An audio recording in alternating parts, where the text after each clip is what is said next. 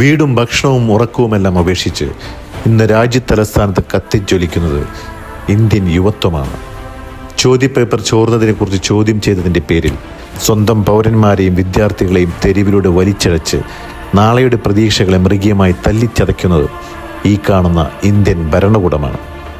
Indian ഭരണാധികാരികൾ ഓർക്കണം, ചോർന്നത് ഒരു ചോദ്യപേപ്പർ മാത്രമല്ല, ഉറക്കവും ആഘോഷങ്ങളുമെല്ലാം ഉപേക്ഷിച്ച് കുടുംബത്തിൻ്റെ പ്രതീക്ഷകൾ ചുമലിലേറ്റി രാപ്പകലില്ലാതെ പഠിക്കുന്ന ലക്ഷക്കണക്കിന് വിദ്യാർത്ഥികളുടെ വിശ്വാസമാണ്. വിദ്യാർത്ഥികൾക്ക് വേണ്ടത് അനുകമ്പയല്ല, അവർ അർഹിക്കുന്ന നീതിയാണ്. വിദ്യാഭ്യാസത്തിന് നേരെ ആയുധമെടുക്കുകയും പുസ്തകം പിടിച്ച കൈകളെ ആണിത്തറച്ച് ലാത്തി കൊണ്ട് നേരിടുകയും ചെയ്യുന്ന ഭരണകൂടത്തോട് ഒരു ഓർമ്മപ്പെടുത്തൽ. ഇന്ന് നമുക്ക് നിൽക്കുന്ന ഇന്ത്യയിലെ ഓരോ തണലും നമ്മുടെ പൂർവികരുടെ ത്യാഗത്തിൻ്റെയും സമരത്തിൻ്റെയും ഫലമാണ്. അതുകൊണ്ട് ഇന്ത്യ ഒരാളുടെയോ ഒരു മതത്തിൻ്റെയോ ഒരു വിഭാഗത്തിൻ്റെയോ സ്വന്തമല്ല. ജനങ്ങളോട് നിങ്ങൾ മറുപടി പറയേണ്ടതുണ്ട്.